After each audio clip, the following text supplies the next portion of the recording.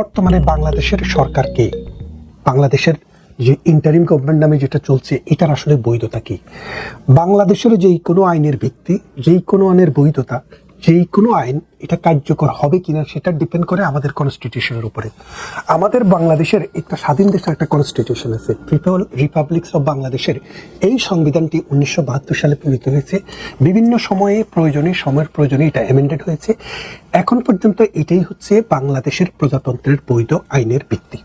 সুতরাং এই আইনে যা বলা আছে তার বাইরে গিয়ে যদি কেউ নিজেকে সরকার দাবি করে, সরকার প্রধান দাবি করে, উপদেষ্টা দাবি করে, এটার কোনো আইনি ভিত্তি নেই।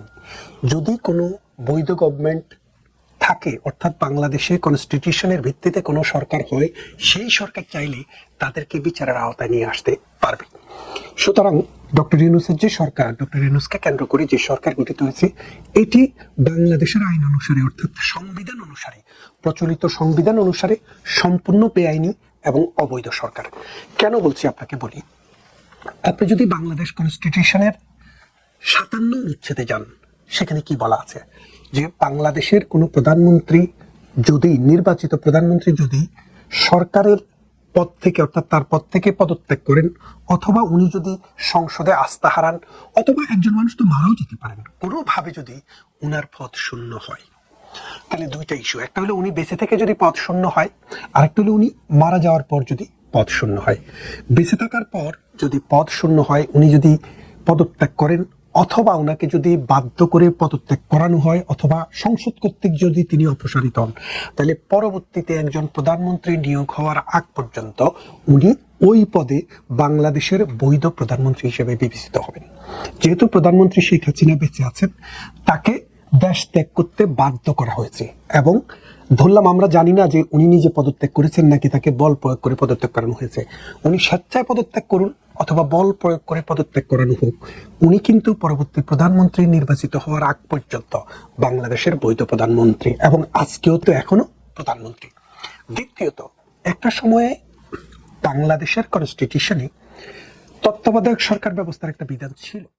সেই বিধানটি সংসদে, বাংলাদেশের নির্বাচিত সংসদ সদস্যদের মাধ্যমে সংসদে সেটি রহিত করা হয়েছে। কিসের আলোকে? বাংলাদেশ সুপ্রিম কোর্টের একটি মামলার আলোকে। সুতরাং সেই বিধানটি আর বাংলাদেশে এখন নেই। যেহেতু সেই বিধানটি বাংলাদেশে নেই, সেহেতু কোনোভাবেই বর্তমানে এই সরকার বৈধ সরকার নয়। এক। দ্বিতীয় আরেকটি বিষয় আছে যে এই অবৈধভাবে যারা ক্ষমতা দখল করেছে বা যাদেরকে ক্ষমতা দেওয়া হয়েছে, তাদের কি হবে?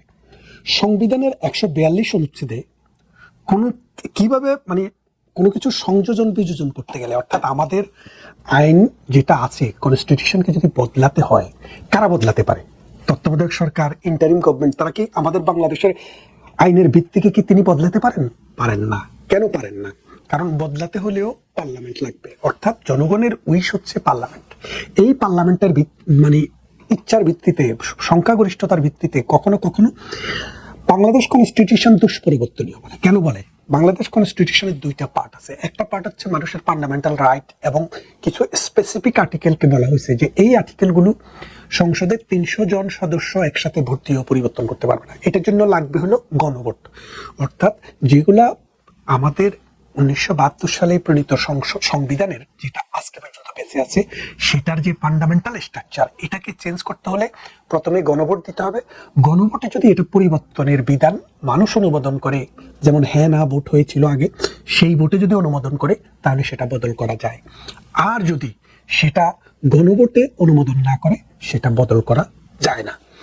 2 নম্বর কথা হচ্ছে, যেই সব বিষয় ফান্ডামেন্টাল বিষয় নয়, অর্থাৎ বাংলাদেশ কনস্টিটিউশনের ফান্ডামেন্টাল ভিত্তি হিসাবে পরিগণিত নয়, সেগুলোকে পরিবর্তন করতে হলে সংসদের মোট সদস্যের 2/3, অর্থাৎ যদি 300 জন হয়, সেই ক্ষেত্রে 200 জনের ভোট দিয়ে আপনি পরিবর্তন করতে পারবেন।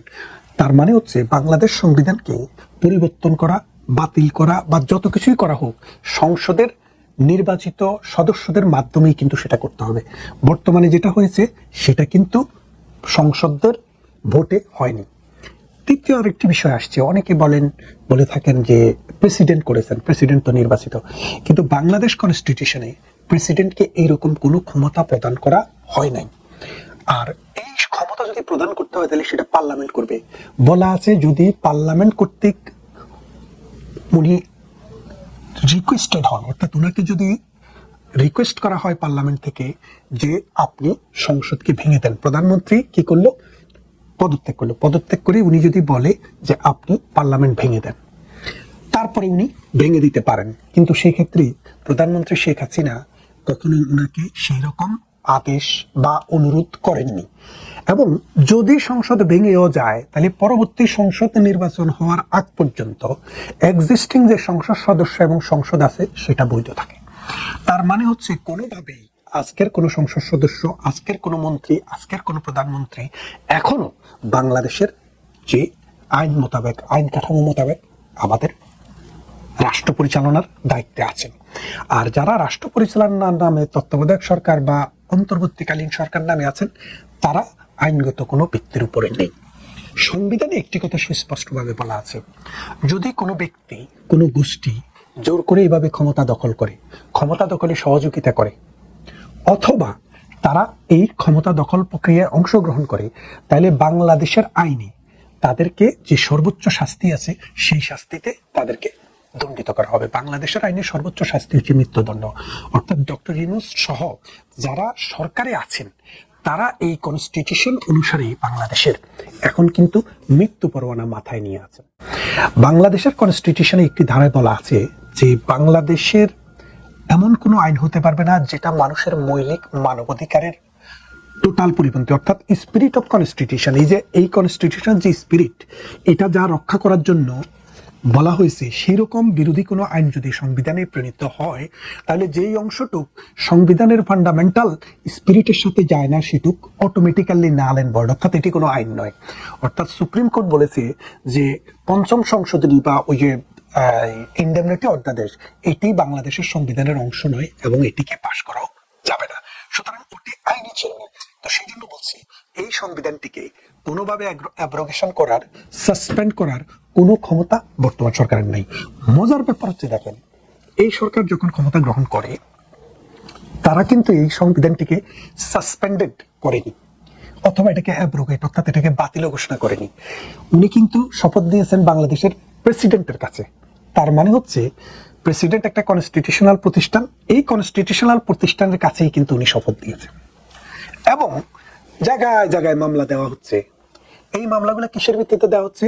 বাংলাদেশের প্রচলিত আইন অনুসারে। এই আইনের ভিত্তিটা কি? আমাদের এই সংবিধান। এই সংবিধানটা যে বেঁচে আছে উনারাও কিন্তু স্বীকার করছে।